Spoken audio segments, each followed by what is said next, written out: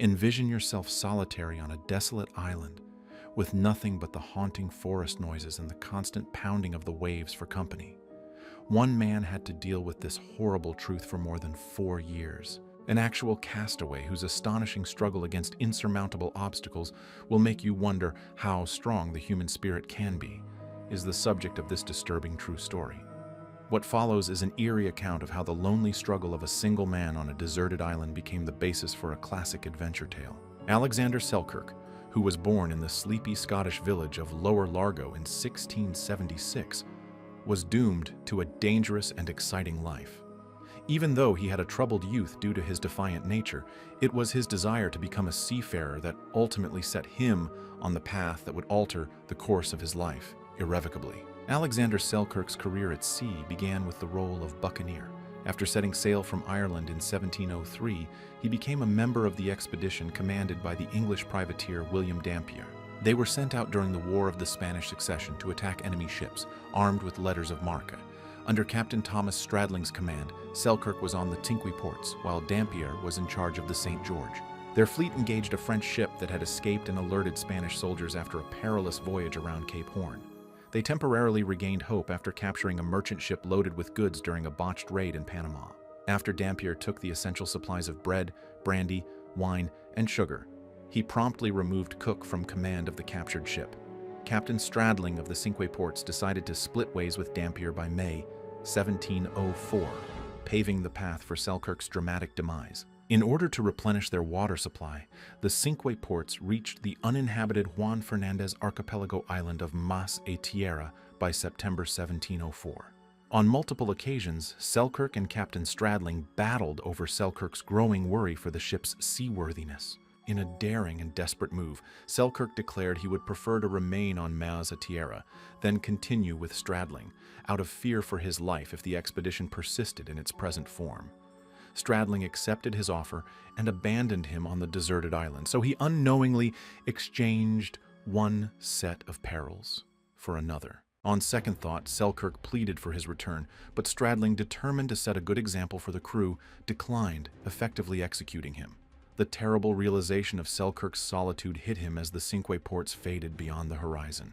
A gun, an ancient hatchet, a cooking kettle, a knife, carpenter's tools, his Bible, and a few articles of clothes and bedding were all he had with him as he stood alone hundreds of miles from the closest settlement.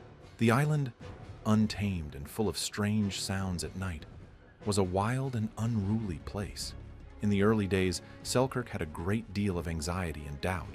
Because of how hostile his new surroundings were, he had to adjust fast. Recognizing the urgency of the situation, he sought sanctuary in a cave on the shore and subsisted on any wild foods he could find. For days, Selkirk peered helplessly at the horizon, consumed by an overwhelming sense of loss, isolation, and remorse.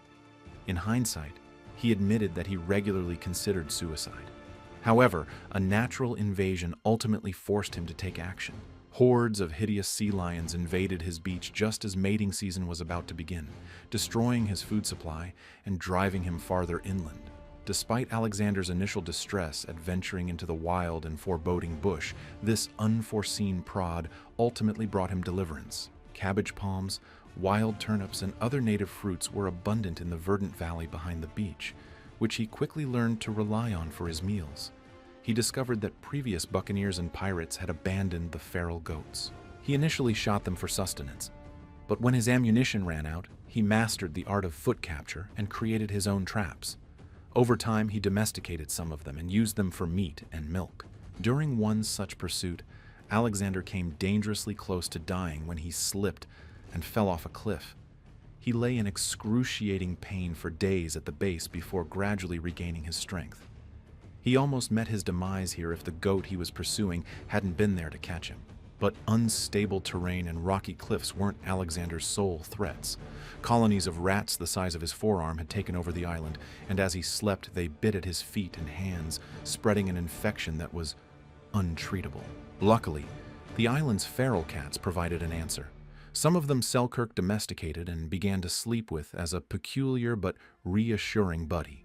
Weeks passed, then months passed, as Alexander continued to adjust to life on his deserted island. From his perch on the lookout, he would ignite signal fires in the hopes of spotting rescue ships, even though he had not seen any since being marooned. Selkirk constructed fortifications beside a creek as the month of October 1704 drew nigh. With the few resources at his disposal, he skillfully fashioned pimento wood cottages and covered them with grass. The goat skins he used for insulation made up for the lack of furnishings in his homes. He made fire with pimento wood and boiled steak in a kettle. He supplemented his diet with lobsters, parsnips, watercress, and parsley, while his pet cats and goats supplied both sustenance and protection. He cherished his Bible and found solace in his devotions, which played a crucial role in maintaining his speech and sanity. His spirits lifted one day as he went about his business and beheld two ships anchored off the coast. His joy quickly turned to fear as he hurried to the shore to meet his possible rescuers. They were Spanish. Recognizing that being captured would result in a harsher penalty than death, torture, or servitude in a salt mine, he retreated into the jungle.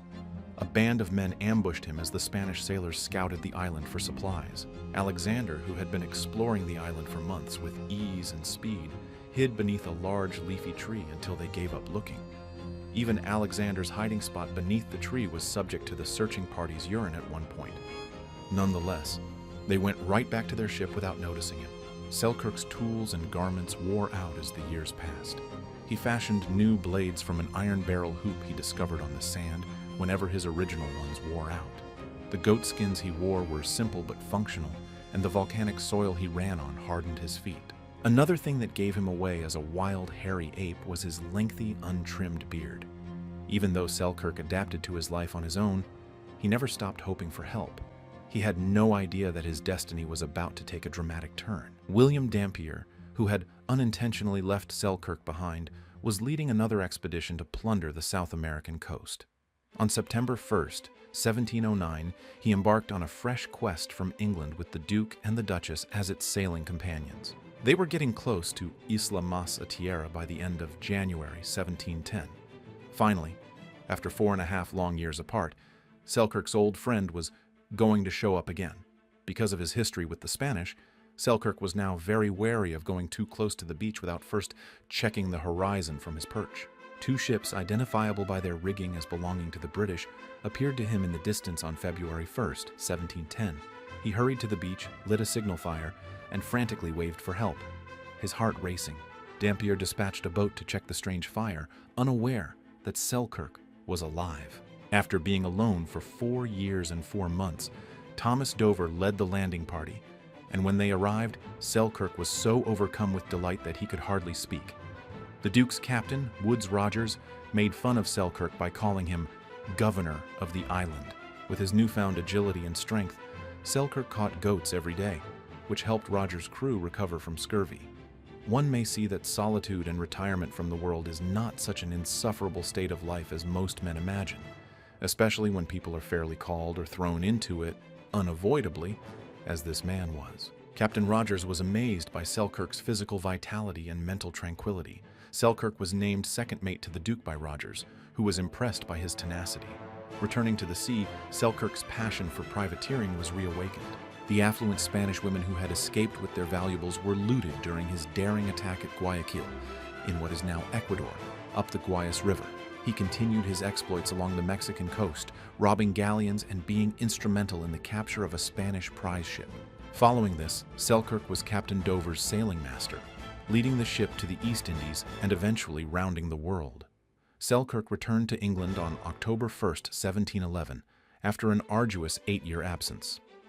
The incredible story of Selkirk's survival quickly gained widespread attention. His story of perseverance and transformation made an impression on everyone who heard it, and he returned to England a transformed man. Daniel Defoe's classic work Robinson Crusoe was inspired by his experience. What Alexander Selkirk went through exemplifies how resilient and adaptable the human spirit is.